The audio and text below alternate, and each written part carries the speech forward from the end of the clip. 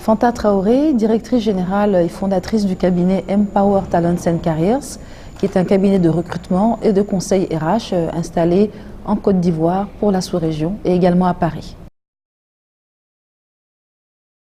Alors déjà, elle implique effectivement de gérer ces ressources humaines différemment que de manière, en tout cas différemment qu'on le faisait par le passé. Ça implique de pouvoir maîtriser les outils numériques, par exemple, de recherche de candidats, que ce soit sur les réseaux sociaux. Ça implique de communiquer énormément de manière numérique sur la politique RH, que ce soit en interne ou en externe. Enfin, la digitalisation permet aussi d'augmenter la productivité et la communication interne, verticale, transversale, donc, et plein d'autres choses encore. Alors les générations X, Y, Z et même avant X, les baby boomers et celles qui suivent génération alpha, représentent en fait un concept qui a été développé dans les années 60 et qui a été repris ensuite dans les années 90, pardon, et qui se retrouve, on va dire que les caractéristiques générales se retrouvent à travers le monde. Maintenant, il y a des particularités qui ne sont pas forcément applicables dans nos pays, puisque ce sont des théories qui ont été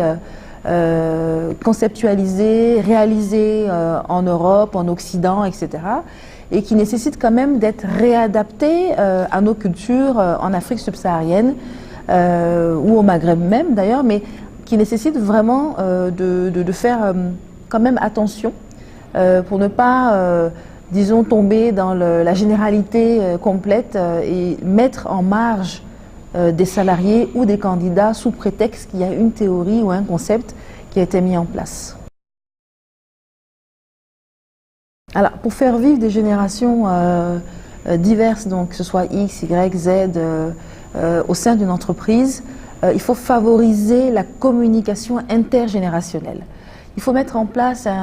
une politique RH, déjà qui soit en phase, on en a parlé avec les valeurs de l'entreprise, mais qui favorise aussi la communication de ces valeurs au sein des différentes générations. Il faut mettre en place du mentoring, donc mettre en place du tutoring, c'est-à-dire faire en sorte que chaque collaborateur ait un tuteur, un mentor au sein de l'entreprise. D'ailleurs que ce mentor n'est pas forcément lié à une génération. C'est-à-dire que je peux être de la génération, par exemple, Z, même X, avoir de très bonnes appétences dans la gestion des outils informatiques et pouvoir justement être le mentor d'une personne de la génération X pour pouvoir l'aider à mieux appréhender, par exemple, les outils les technologiques. Ensuite, je peux aussi être d'une génération X ou Y et justement être le mentor d'une génération en dessous, en tout cas plus jeune, pour pouvoir favoriser l'intégration justement de cette génération-là ou de ce salarié au sein de l'entreprise. Si je suis jeune, diplômée, que j'arrive dans l'entreprise, mais que je n'ai pas un mentor,